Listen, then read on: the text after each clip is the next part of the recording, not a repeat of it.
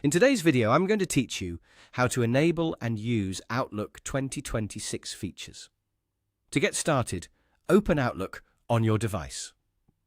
Once the app launches, you'll arrive at the main Outlook workspace, where you can access your email, calendar, and other communication tools all in one place. If this is your first time using Outlook 2026, take a moment to get familiar with the layout. The navigation area makes it easy to switch between the main sections, and understanding where everything is will help you work faster. To begin using email features, click on Mail. This is the section where you can read incoming messages, organize your inbox, and create new emails.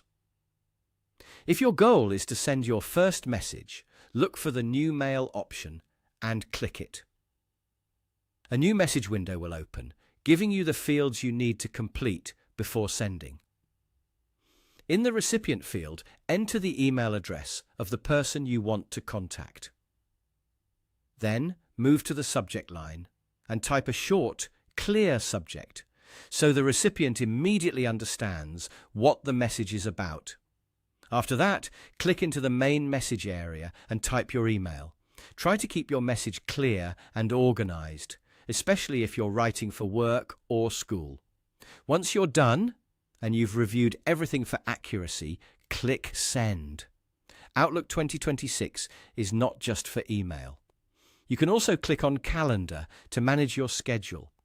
In the Calendar section, you can create an event, which is useful for planning meetings, reminders, or personal appointments. When creating an event, you can add the title, choose the date and time, and include any important details you want to remember. You also have the option to invite other people, which is especially helpful if you're scheduling a meeting or group activity. Once invited, they can receive the event information and respond accordingly. As you continue using Outlook, feel free to explore the different sections and tools available.